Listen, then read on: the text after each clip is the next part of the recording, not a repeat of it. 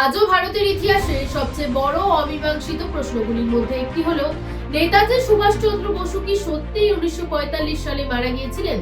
যদিও সরকারি নথি বলে 18 আগস্ট 1945 সাল তাইওয়ানের তাইহুকু বিমানবন্দরে এক ভয়াবহ বিমান দুর্ঘটনায় নেতাজির মৃত্যু। কিন্তু এই গল্পের আড়ালে লুকিয়ে আছে এমন কিছু তথ্য, এমন কিছু রিপোর্ট যা আজও সরকারিভাবে পুরোপুরি প্রকাশ্যে আসেনি। নেতাজি সুভাষচন্দ্র বসুকে নিয়ে ইতিহাসে শুধু তার মৃত্যু নয়, তার জীবনের শেষ কয়েক মাসও ঘিরে রয়েছে গভীর সব রহস্য। আজ আমরা এমন এক গল্প বলবো যেটা খুব কম মানুষ জানে এবং যেটা সরকারি ইতিহাসে প্রায় অনুপস্থিত। 1944 সালের শেষ দিক, আজাদ হিন্দ ফৌজ তখন ধীরে ধীরে পিছিয়ে আসছে।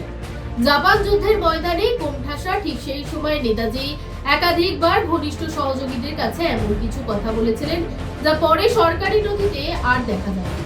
তার বক্তব্য ছিল, যুদ্ধে হারলেও সংগ্রাম শেষ নয়, প্রয়োজনে তাকে সম্পূর্ণ নতুন পরিচয়ে কাজ চালিয়ে যেতে হবে। এই কথাগুলো প্রথম সামনে আসে আজাদ হিন্দ ফৌজের কয়েকজন প্রাক্তন অফিসারের ব্যক্তিগত ডায়েরি থেকে।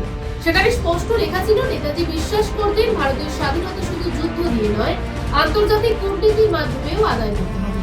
আর ঠিক সেই কারণে তিনি রাশিয়ার দিকে যাওয়ার পরিকল্পনা করেছিলেন। আর ঠিক এখানেই আসে গল্পের গল্প।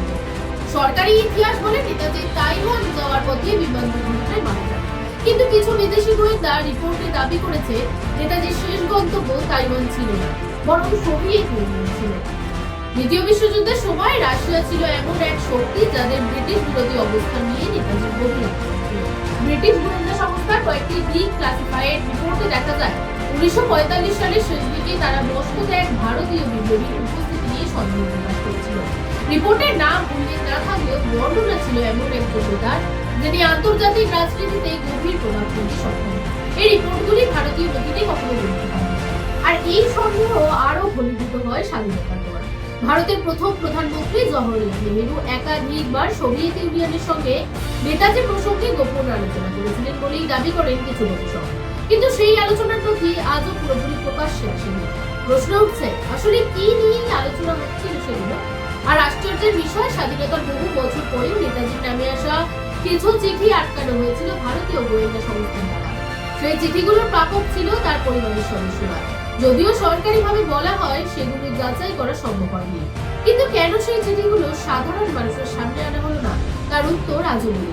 আর এই ঘটনাগুলোর মাঝেই বারবার উঠে আসে একটি প্রশ্ন, যদি নেতাজি সত্যি মারা গিয়ে থাকে 1945 সালে, তাহলে কেন তার ভবিষ্যৎ পরিকল্পনা, আন্তর্জাতিক যোগাযোগ এবং সম্ভাব্য গতিবিধি নিয়ে এত বছর ধরে গোয়েন্দা তৎপরতা চলল? অনেক ঐতিহাসিকরা মনে করেন নেতাজি হয়তো বুঝেছিলেন স্বাধীনতার পর ভারত কোন পথে যাবে এবং সেই পথ হয়তো তার আদর্শের সঙ্গে পুরোপুরি হবে। তাই তিনি সরাসরি ক্ষমতার রাজনীতিতে না এসে আড়াল থেকে এই দেশের জন্য কাজ করার সিদ্ধান্ত নেন। এমন সম্ভাবনা উড়িয়ে দেওয়া যায় নাকি?